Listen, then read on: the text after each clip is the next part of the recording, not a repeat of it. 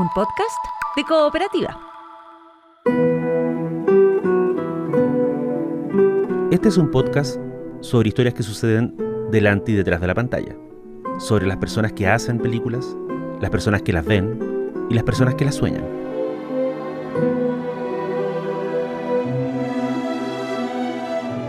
Soy Daniel Villalobos y esto es El Contador de Películas.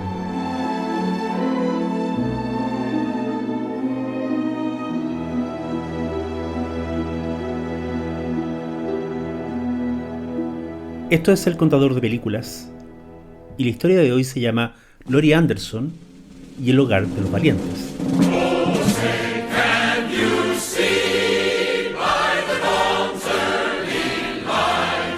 El 25 de abril de 1986 se estrenó en algunos cines de Nueva York una película concierto llamada Home of the Brave. El título alude a la que debe ser la frase más famosa de la canción nacional de ese país. Es el cierre de cada estrofa, una oración que describe a Estados Unidos como la tierra de los libres y el hogar de los valientes. La película estaba concebida, escrita y dirigida por su protagonista, la artista performática Laurie Anderson. Había sido filmada en 35 milímetros en un teatro de Nueva Jersey a lo largo de varias jornadas del mes de julio del año anterior, y registraba un show diseñado en base a las canciones del segundo disco de estudio de Anderson, llamado Mr. Heartbreak.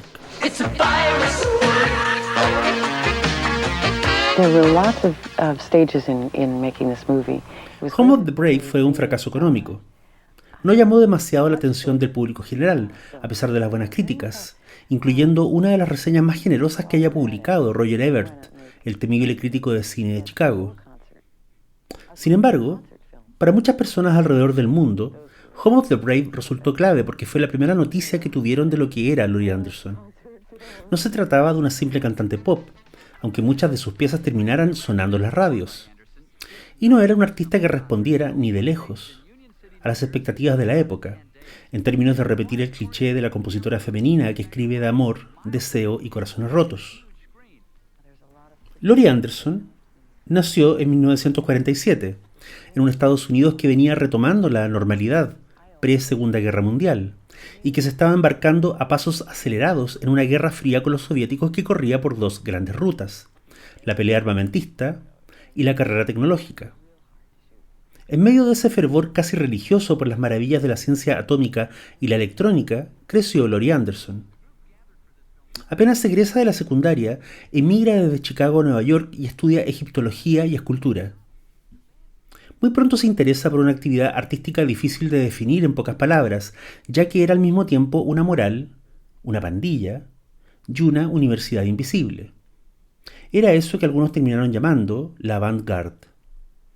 Eran los artistas que no se podían describir a sí mismos, los que apenas podían pagar el arriendo, los que no cabían en los currículos académicos aunque ellos mismos se hubieran formado en universidades. Eran, en cierto sentido, el desecho más marginal del sistema. Muchas de sus iniciativas eran precarias y temporales. Sus acciones de arte no estaban hechas para durar, y su ejecución a veces se acercaba más al vandalismo que al acto artístico tal como lo entendería un museo.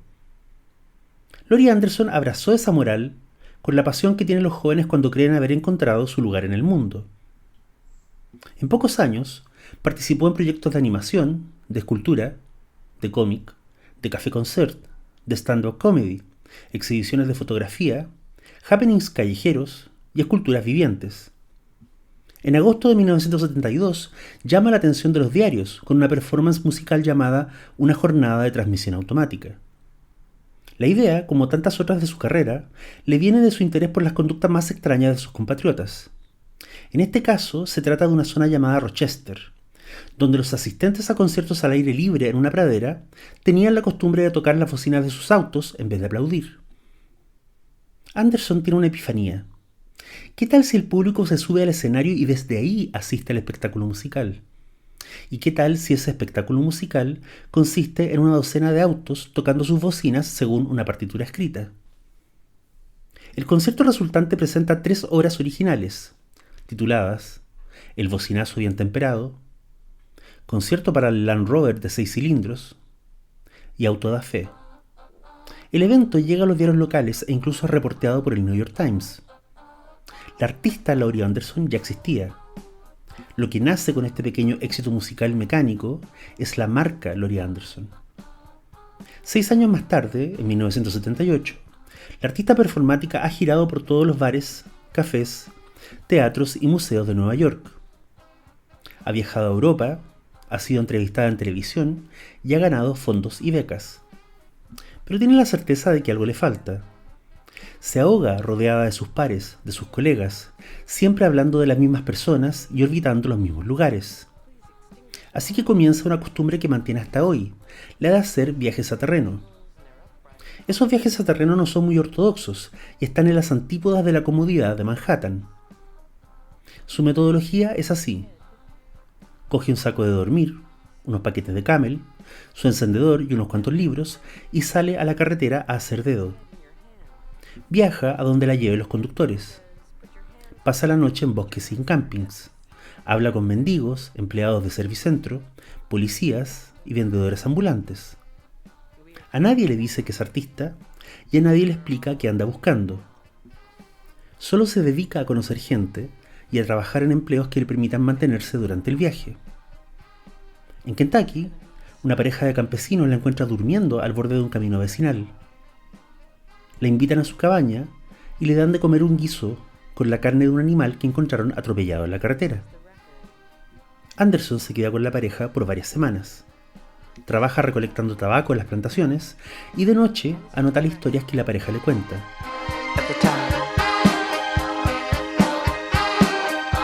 Algunas de esas historias, dichos, refranes y giros verbales terminarán apareciendo en Big Signs, su primer disco, uno de los debuts más importantes en la historia de la música norteamericana. De vuelta de uno de estos viajes, Laurie Anderson compone en su departamento una extraña canción de 8 minutos llamada Oh Superman. Es una de las primeras obras de su carrera, donde utiliza el micrófono que le permite deformar su voz, es decir, bajar el tono sin bajar la velocidad. Oh Superman, editado como single casi artesanal por un sello independiente, de alguna forma llama la atención de un auditor muy especial. Se trata del inglés John Peel, el mítico DJ que en esos años tiene un programa en la BBC donde presenta al público británico aquella música que Peel considera nueva, imprescindible o simplemente seductora. Y a su escritorio llega esta extraña canción de 8 minutos. No tiene coro, no tiene guitarras, la voz está distorsionada y la letra oscila entre lo banal y lo siniestro. Peel se fascina con Oh Superman. La programa a diario durante varias semanas y ocurre el milagro.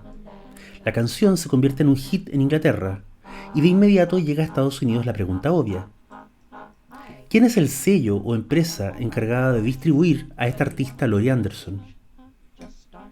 ¿Y cuánto se demorarían en enviar unas 5.000 copias del single a través del Atlántico? En Nueva York, Anderson entra en pánico. La producción de Oh Superman fue tan modesta que apenas consiguió financiar 1.000 copias. La mayoría de ellas están apiladas en cajas de cartón en su departamento. La artista conceptual se ha vuelto de la nada en un hit comercial y no sabe cómo responder. La solución, como tantas otras veces, viene de la mano con la concesión al mercado. Laurie Anderson firma un contrato leonino con la Warner, que la amarra por sus próximos 6 discos. Laurie acepta ese trato sin chistar. ¿Por qué? Nunca pensé que llegara a grabar 6 discos en toda mi vida, dijo años después. Con el éxito de Oh Superman replicado en suelo estadounidense y con el dinero del contrato de la Warner en su bolsillo, Laurie Anderson compone y produce Big Signs, su disco debut. Con el dinero de Warner compra equipos, arrienda una bodega y arma un precario estudio de grabación. Ese será el lugar donde escribirá las piezas de su segundo disco, Mr. Heartbreak, y donde concebirá el espectáculo de danza, música, cabaret y piezas audiovisuales que conformarán Home of the Brave. Ahora, alguien dirá, los años 70 y 80 fueron pródigos en grandes documentales sobre conciertos. Por cierto, ahí está The Last Waltz de Scorsese, El delicado sonido del trueno de Pink Floyd, recitales de bandas como Rush, Queen y Supertramp, El signo de los tiempos de Prince, e incluso, ¿por qué no?, los Jaivas tocando Machu Picchu. La lista es larga y respetable, desde luego. Pero el verdadero referente de lo que le interesaba a Laurie Anderson era lo que se ve en Stop Making Sense, de los Talking Heads, el famoso filme recital de 1984 dirigido por Jonathan Demme.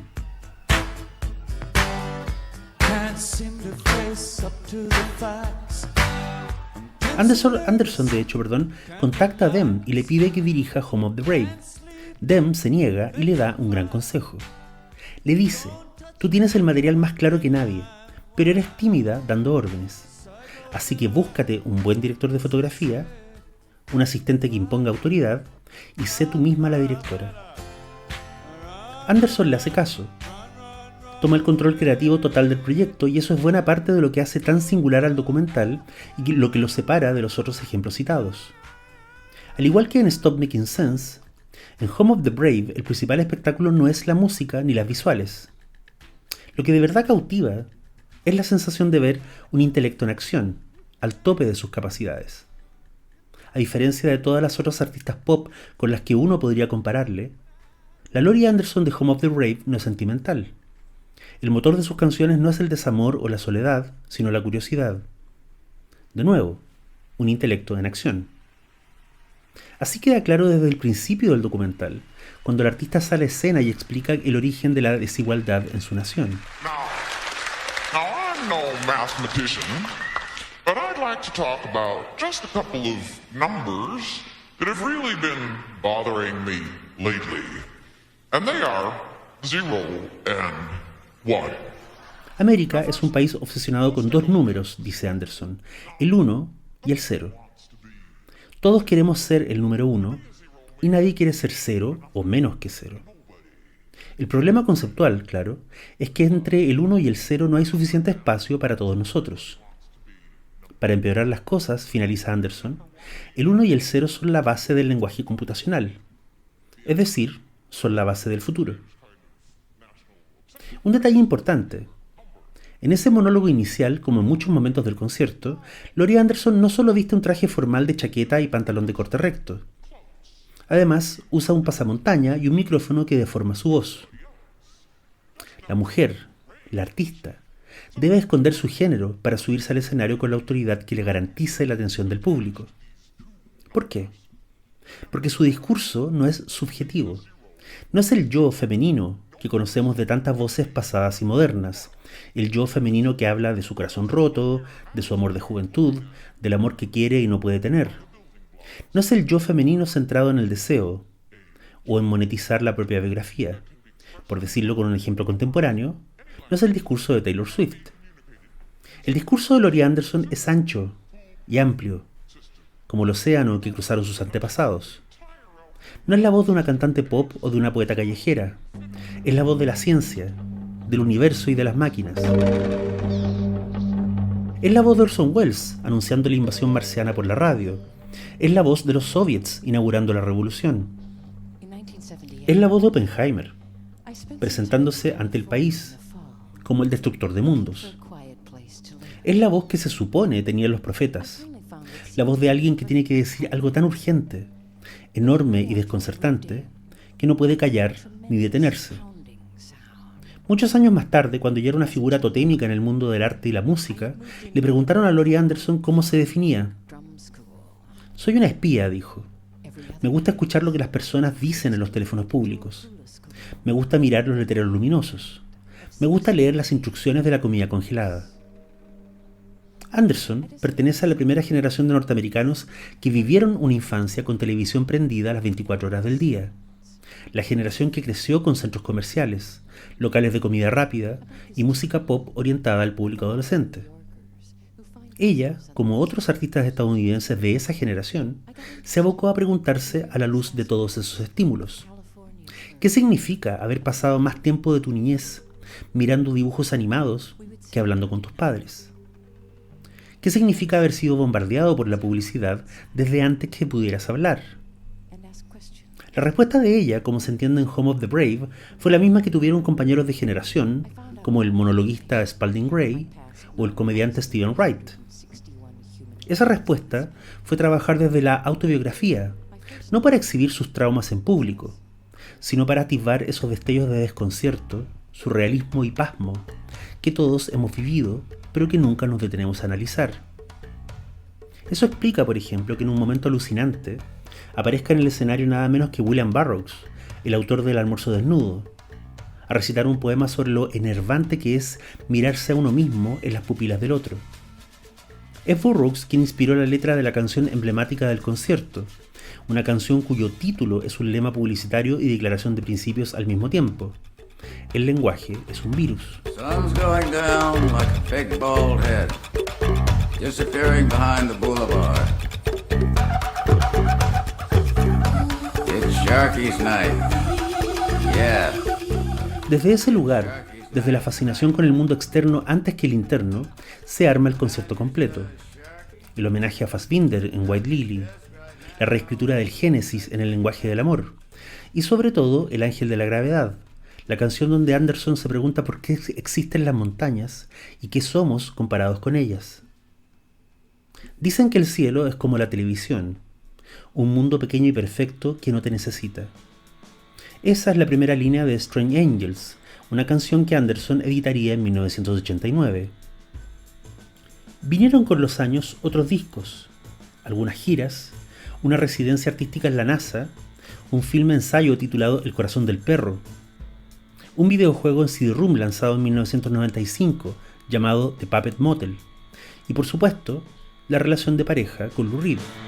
In our sleep, as we speak, listen to the drums beat, as we speak. Pero el gran giro en su figura pública fue el estreno de Home of the Brave, sobre todo porque permitió que públicos de todo el mundo que jamás la habían visto en vivo entendieran de qué se trataba toda esta cosa del proyecto Laurie Anderson. Una de mis historias favoritas de ese proyecto en movimiento, que empezó en 1947 y todavía no se detiene, ocurrió en Nueva York en 1972. Mientras se duermen en sus clases de arte en la universidad, Laurie y una amiga descubren que en esas breves siestas forzadas, sus sueños habituales se mezclan con la imaginería expuesta en las clases.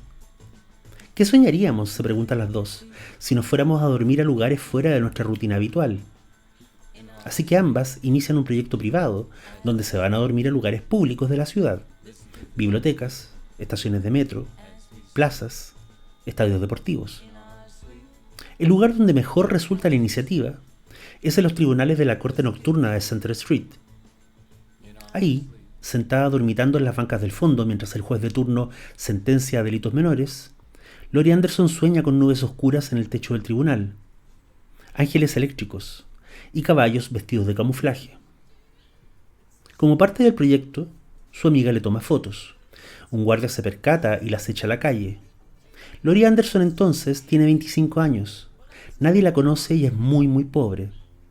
Nunca volví a tener sueños tan nítidos como en esa época, dirá muchos años más tarde. En un momento de Home of the Brave, mientras la banda y la vocalista cantan y saltan en el escenario, en la enorme pantalla del fondo se leen apuntes del diario de vida de Anderson. Uno de ellos, muy breve pero muy elocuente, dice: anoche soñé que había aprendido a fumar durmiendo. Soy Daniel Villalobos, esto fue El Contador de Películas. Hasta la próxima.